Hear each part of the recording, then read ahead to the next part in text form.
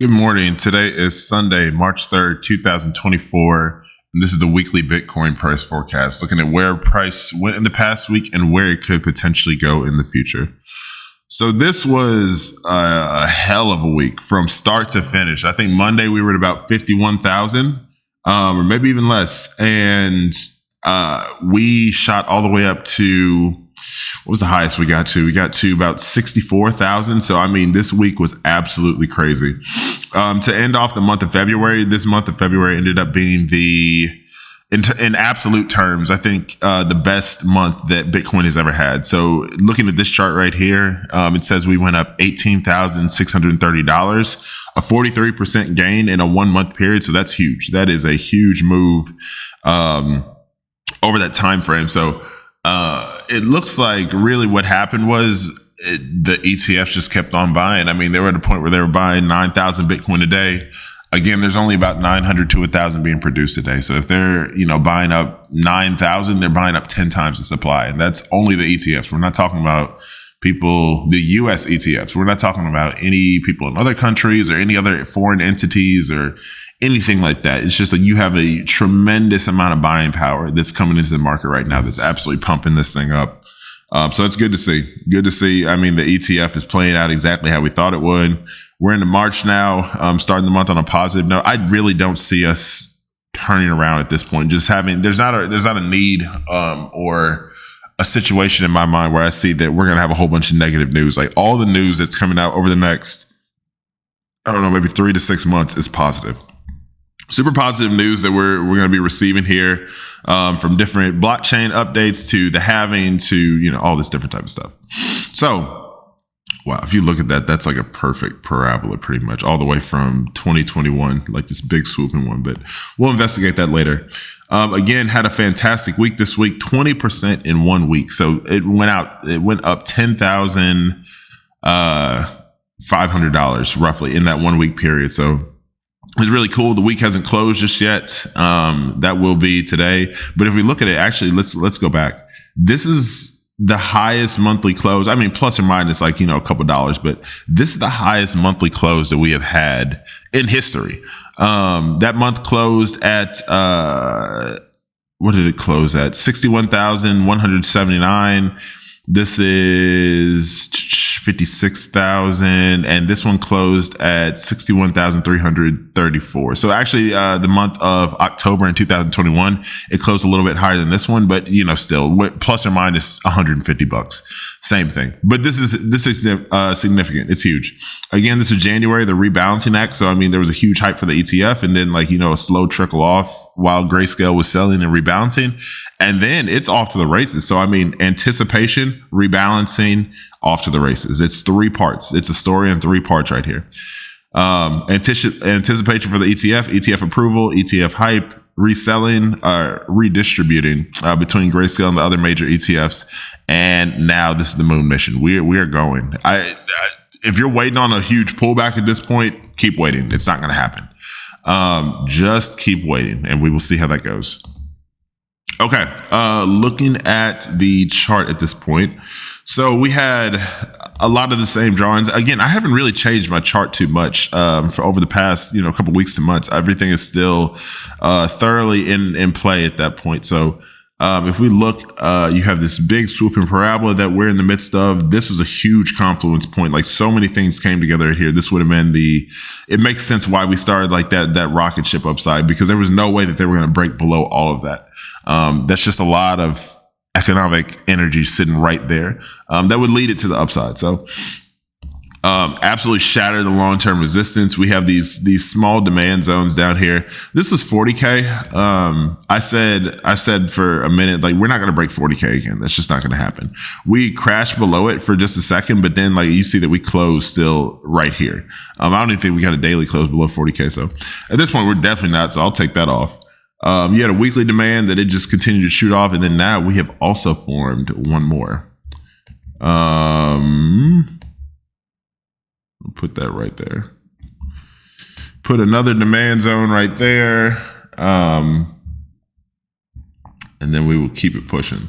There's actually some on a lower time frame too that I'm looking at. But we'll get there once we get to the daily chart. There we go. So your weekly demand is right there. Any type of pullback at this point would come back to 52K. I still don't see that being a huge possibility because you still have 50,000 below it. You have this trend line, and then it's just so much. It's just so much. And then this is only on the weekly chart. So we'll look at what's going on the daily chart. So if we look at it here too, not the highest weekly close just yet. You did have weekly closes up here, and you may have even had a daily close up here. But as you can see, I've said it for a while. Once we got past 30K, once we got past right here, there wasn't really any turning around. I said for a long time, this is the big zone right here. And of course, there was some resistance here, and we tackled that, but that only took a couple weeks before we were able to get through. This one took 6 months. This was a 6-month period where there was a lot of buying and selling, and eventually you got here, and then we took off to the races, never to turn around again. Daily chart. What is on the daily chart? So if we come down here, again, we had this area, this major area that we moved off of, a slow climb to the top, a lead up in anticipation of the ETF approval, sell off of Grayscale, and then now moon mission.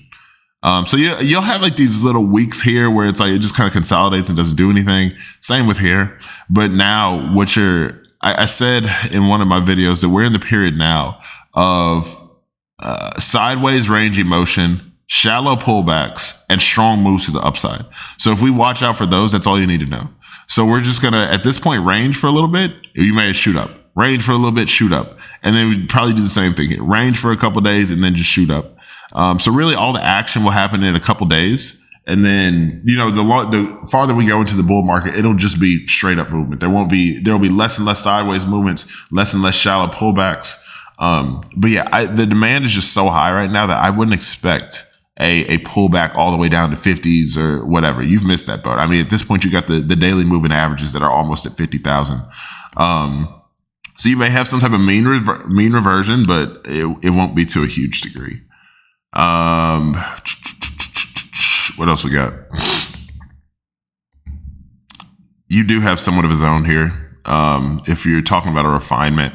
So there's a daily zone right there that you could potentially come back to. But again, I just, I'm so bullish at this point. It should be criminal. It should be criminal how bullish I am. And I mean, this is just Bitcoin. We haven't even talked about like the actual altcoins and whatnot, but we'll stay on course. Just absolute vertical movement. Like this didn't even give it time to breathe. It's like, as soon as we get here, we're going here. And as soon as we get here, we're going here. All the way to the top. We may hit an all-time high this week. Not like this upcoming week, we may hit an all-time high. Definitely before the end of March. But another all-time high it's nowhere. Because I mean, if you look at it, what's stopping it? Literally, what is stopping it from getting any higher at this point? Nothing. There's nothing that's stopping it, and there's all gas, feet are on the gas. Like the feet are on the gas monetarily, pedal to the metal. It's just gonna keep going. Like if you're still doubting Bitcoin at this point, I don't know what to tell you. I've ran into a couple people who's like, oh yeah, well it has to pull back to, 30 or 40K. Like it must. Like this is crazy. It's just keep going. Has to is crazy. That's not how this works. Like ever since I started tracking it, like really the movement has been up, even if it's been sideways for quite some time. It never really went down. It never really went down to any type of significant degree. This was a FUD event. Like they came out with some BS about Evergrande and Elon Musk and whatnot. So they sunk the market for like a couple weeks. But then, as you can see, it's been all upwards movement. There haven't been any major pullbacks. Like this, literally since January of 2023, we've had sideways motion. That's fine. A whole bunch of sideways motion. That's fine. Move up to the upside, sideways motion. That's fine. And then just continuing on to the upside. It's the complete opposite of a bear market, to where you have this, major down movement, then a little bit of, we're going to rally one more time. Not quite. And then you have this movement down to the downside, and then like kind of sideways action. So really we were in the bear market until, in my opinion, probably about thoroughly in the bear market, probably until like right here. This is when I became like a super believer in saying like, okay, we're going back to the upside. And then it was a continued move from there.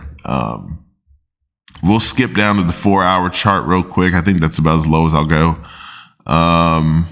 we're getting to the point now where the technical analysis is going to be not based on what happened in the past, but what's happening currently. If you look at what's happening currently, you're going to have to deal more so on like what's going on this side of the chart versus what's going on the left side of the chart.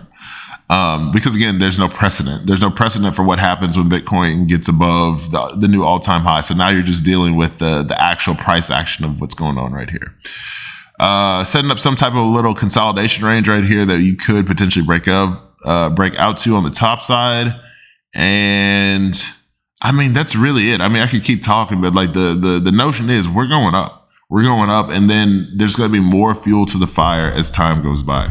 If we're talking about Bitcoin, you have the halving, you have, the halving's the big one at this point. We got the ETF already. So like the halving is going to be your next big thing. And then just the return of retail to the markets.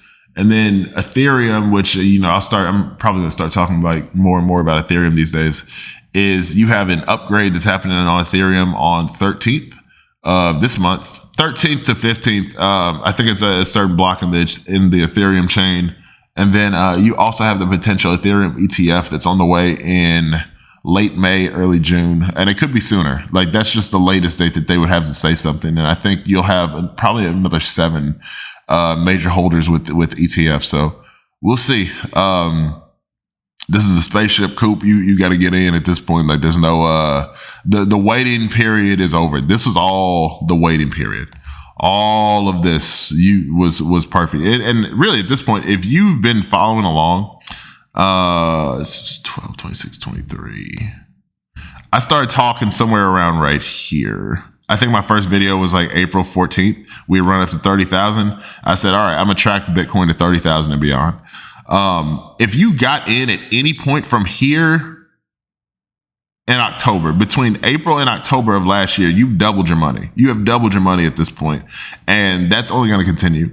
It's 60,000. My bet for Bitcoin was going to be 250,000 by the end of 2025. So at this point, you got another I would say about 4x in Bitcoin. 300% on your money, which is not bad in any case. Like you're looking at pristine collateral. So I think that's pretty much it. I don't have a ton else to talk about. We're in good times. Things are going up. We're finally getting to the point of the crypto market where things get fun. So again, this has been Chris Talks Crypto. Check out any crypto-based resources on christalkscrypto.com, and I will see y'all on the moon. Take care.